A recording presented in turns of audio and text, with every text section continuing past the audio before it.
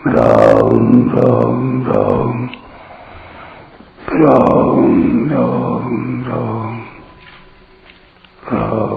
राम राम नारायण नारायण। संबंध आसक्ति और कर्तृत्वाभिमान पूर्वक कर्म करने से मनुष्य कर्मों से बंध जाता है। भगवान बार बार सृष्टि रचना रूप कर्म करने से भी क्यों नहीं बंधते, इसका उत्तर भगवान आगे के श्लोक में देते हैं। न च मां तानि कर्माणि निबध्नन्ति धनंजय उदासीन वदासीन मसक्तम तेषु कर्मसु। हे धनंजय, सृष्टि रचना आदि कर्मों में अनासक्त और उदासीन की तरह रहते हुए मुझे वे कर्म नहीं बांधते। व्याख्या: उदासीन वदासीन मसक्तम तेषु कर्मसु।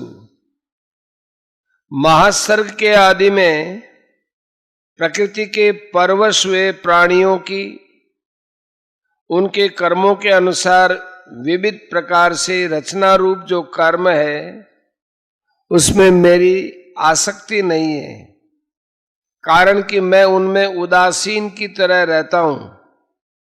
अर्थात प्राणियों के उत्पन्न होने पर मैं हर्षित नहीं होता और उनके प्रकृति में लीन होने पर मैं खिन्न नहीं होता। यहां उदासीन वत पद में जो वत प्रत्यय है इसका अर्थ तरह होता है। इस पद का अर्थ हुआ उदासीन की तरह। भगवान ने अपने को उदासीन की तरह क्यों कहा?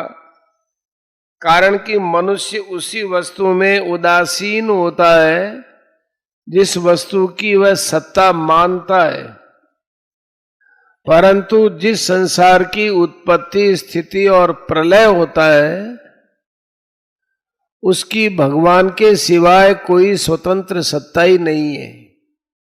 इसलिए भगवान उस संसार की रचना रूप कर्म से उदासीन क्या रहे, वे तो उदासीन की तरह रहते हैं, क्योंकि भगवान की दृष्टि में संसार की कोई सत्ता है ही नहीं। तात्पर्य यह है कि वास्तव में यह सब भगवान का ही स्वरूप है, इनकी स्वतंत्र सत्ता है ही नहीं। तो अपने स्वरूप से भगवान क्या उदासीन रहे? इसलिए भगवान उदासीन की तरह है। न च मां तानि कर्माणि निबध्नन्ति। पूर्व श्लोक में भगवान ने कहा कि मैं प्राणियों को बार बार रचता हूं। उन रचना रूप कर्मों को ही यहां तानि कहा गया है। वे कर्म मुझे नहीं बांधते, क्योंकि उन कर्मों और उनके फलों के साथ मेरा कोई संबंध नहीं है। ऐसा कहकर भगवान मनुष्य मात्र को ये शिक्षा देते हैं कि कर्म बंधन से छूटने की एक युक्ति बताते हैं कि जैसे मैं कर्मों में आसक्त न होने से बंधता नहीं हूं, ऐसे ही तुम लोग भी कर्मों में और उनके फलों में आसक्ति न रखो, तो सब कर्म करते हुए भी उनसे बंधोगे नहीं। अगर तुम लोग कर्मों में और उनके फलों में आसक्ति रखोगे तो तुमको दुख पाना ही पड़ेगा, बार बार जन्मना मरना ही पड़ेगा। कारण कि कर्मों का आरंभ और अंत होता है तथा फल भी उत्पन्न होकर नष्ट हो जाते हैं, पर कर्म फल की इच्छा के कारण मनुष्य बंध जाता है। ये कितने आश्चर्य की बात है कि कर्म और उसका फल तो नहीं रहता, पर फलेच्छा के कारण ये बंधन रह जाता है। ऐसे ही वस्तु नहीं रहती पर वस्तु का संबंध रह जाता है। संबंधी नहीं रहता पर उसका संबंध रह जाता है। मूर्खता की बलिहारी है। परिशिष्ट भाव। कर्मों से मनुष्य बंधता है। कर्मणा बध्यते जंतु। इस सांसारिक दृष्टि से ही भगवान कहते हैं कि मैं कर्मों से नहीं बंधता। गीता 4 अध्याय 14वां श्लोक। क्योंकि मुझ में न कर्मा शक्ति है, न फला शक्ति है, न कर्तृत्व है। परंतु तात्विक दृष्टि से देखें तो कर्मों की स्वतंत्र सत्ता है ही नहीं।